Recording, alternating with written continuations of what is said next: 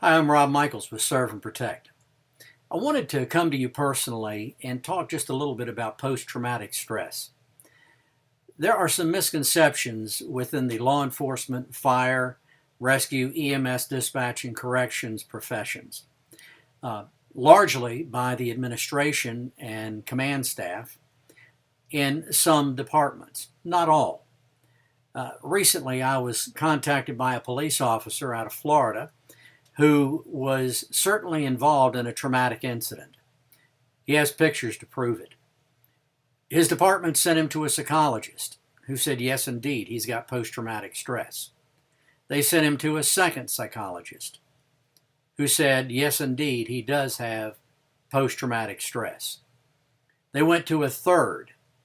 That particular one must still do frontal lobotomies because this professional, and I use that term loosely, said that post-traumatic stress does not affect law enforcement, that the emotional difficulties are just part of the job. That's wrong.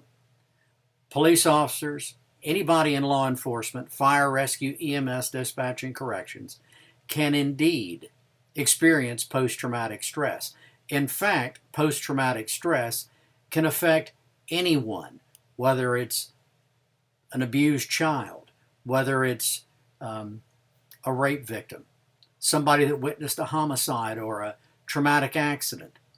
Law enforcement officers, firefighters, first responders often experience complex or cumulative post-traumatic stress, which is all that they see throughout their career adding up, and then it tips on perhaps one particular incident.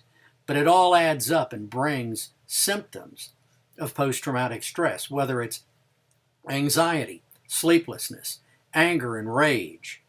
And notice I haven't mentioned addiction yet.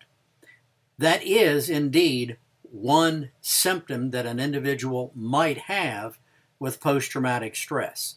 You don't have to have every symptom to be diagnosed, which brings up the next individual that called in law enforcement. He was told he needed to get back on the street because if he had PTSD, he would be an alcoholic. He would have an addiction. That too is wrong. So what I wanted to tell you is if you're in a situation where your department is telling you that it's impossible for you to have post-traumatic stress without all the symptoms, or that there's no such thing as post-traumatic stress for law enforcement, that you're just weak, you're mentally unstable, please give us a call because we want to help you. What generally happens is the people that make diagnoses that are not post-traumatic stress, they're not trauma therapists. We only work with trauma therapists. People specially trained in understanding and recognizing the symptoms of post-traumatic stress and who are trained and equipped to deal with post-traumatic stress from a recovery standpoint, because you can recover from post-traumatic stress. It does not have to be a career-ending situation. So what I'm asking you is to give us a call, because post-traumatic stress left untreated is no different than having a wound that's not treated. It'll continue to get worse and eventually could cause death. Infection can cause death. Post-traumatic stress left untreated could lead to suicide. My friends, this is too serious an issue for us not to address. I'm Rob Michaels. You can call us at 615-373-8000. Our partners Safe Call Now will answer that number. And you can either press option 1 to get a crisis counselor, or option 2, which will come right here to my desk, and we'll help you, whether it's an addiction or whether you have post-traumatic stress. Thank you. God bless you. Call us 615-373-8000.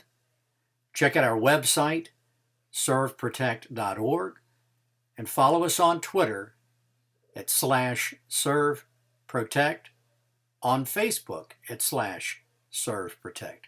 Thank you. God bless you.